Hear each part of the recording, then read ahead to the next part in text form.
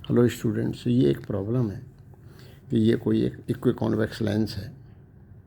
क्या इक्विकॉन्वेक्स लेंस है जिसकी फोकल लेंथ एफ है। तो इसमें ये पूछा गया है कि प्रिंसिपल एक्सिस के पैरेलल रेज आ रही हैं।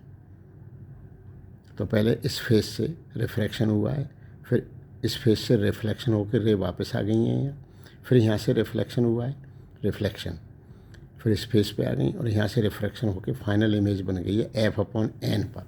तो पूछी गई है n की वैल्यू। तो पहले क्या काम करें, इसकी फोकल लेंथ f है और रिफ्रैक्टिव इंडेक्स 3/2 है। तो हम इसका ये पता, और इक्विकॉन्वेक्स लेंस है तो हम पहले ये पता कर लें कि इसका रेडियस ऑफ कर्वेचर क्या है। तो ये लेंस मेकर फार्मूला है जो फोकल लेंथ को डिसाइड करता है। Focal length is decided by the material of the lens.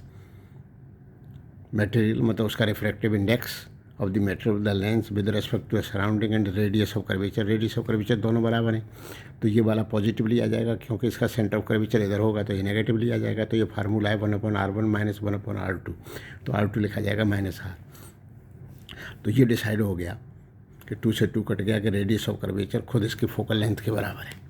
तो ये जो है रेडियस ऑफ कर्वेचर यूज़ में आएगा जब रिफ्लेक्शन होगा, कॉनकेव सरफेस से जब रिफ्लेक्शन होंगे तो एज ए मिरर जब यूज़ होगा तब रेडियस ऑफ कर्वेचर f लेंगे तो उसकी फोकल लेंथ,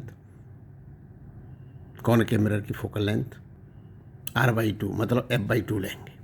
अब हम इसको दो तरह से सॉल्व कर सकते हैं कि एक तो पैरेलल रेज का यहाँ रिफ्रैक्शन करा दें, देन फिर सरफेस से रिफ्लेक्शन करा दें, फिर रिफ्लेक्शन करा दें, फिर रिफ्रैक्शन करा दें।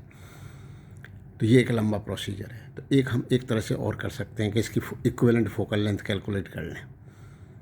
तो यहाँ पर एक बहुत ही थिन एयर अज्यूम कर लें, टेंड्स टू 0। तो ये लेंस जो है जाते वक्त पार करेगा दोनों फेसेस को, फिर आते वक्त पार करेगी, फिर जाते वक्त पार करेगी। तो 3 बार लेंस यूज हो जाएगा, 2 बार मिरर यूज हो जाएगा। तो बस, तो अब ये इसकी इक्विवेलेंट फोकल लेंथ का फार्मूला ये है कि 1/f इक्विवेलेंट 3/fl और 2/fm। अब मिरर कॉनकेव है और लेंस कॉन्वेक्स है, तो कॉन्वेक्स लेंस की भी फोकल लेंथ पॉजिटिव होती है और कॉनकेव मिरर की भी होती है। ये ध्यान रखना पड़ता है कि अगर मिरर कॉन्वेक्स होता तो ये नेगेटिव लिखा जाता है। फिर ये भी ध्यान रखना पड़ता है कि ओवरऑल ये लेंस माना जाएगा या मिरर माना जाएगा, क्योंकि एक्चुअल में ये चीज़ें डिसाइड होती हैं कि ऑब्जेक्ट इधर है, आपको दूसरी तरफ ही खड़ा होना पड़ेगा।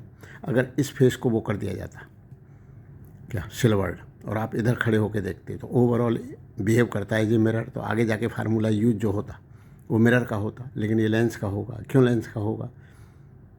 क्योंकि ऑब्जेक्ट इधर है और आपको इधर से देखना है, चाहे इमेज रियल बने या वर्चुअल बने। लेकिन जब दूसरी तरफ खड़े होकर देखते हो तो बिहेव एज ए लेंस, और जब उसी तरफ खड़े होकर देखते हो, प्लेन मिरर है या कॉन्वेक्स मिरर है या कॉनकेव मिरर है, तो जिधर ऑब्जेक्ट होता है उधर की तरफ ही अपने को देखने के लिए खड़ा होना पड़ता है। हम कभी मिरर के पीछे खड़े नहीं होते और लेंस के हमेशा पीछे खड़े होते हैं। तो ये overall behave as a mirror, तो आगे जाके फार्मूला मिरर का यूज़ होना है। पहले इक्विवेलेंट फोकल लेंथ निकलेगी, तो इक्विवेलेंट फोकल लेंथ निकाल ली गई।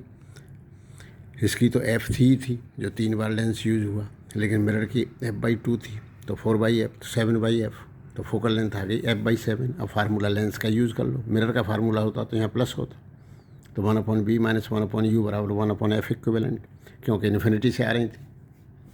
तो अब ये एक बार में ही हो गया। अदरवाइज अगर इक्विवेलेंट फोकल लेंथ अगर हम कैलकुलेट नहीं करते तो हमें यहाँ पर क्या प्रोसेस करना पड़ता, refraction, then reflection, then reflection, then refraction. तो फिर 4 बार में अल्टीमेट आंसर आ जाता। आंसर तो वही आना था। तो इमेज बनी f/n, तो हमारा यहाँ से आया f/7। तो n की वैल्यू पूछी थी तो n की वैल्यू 7 आ गई। तो ये बहुत अच्छा सवाल था।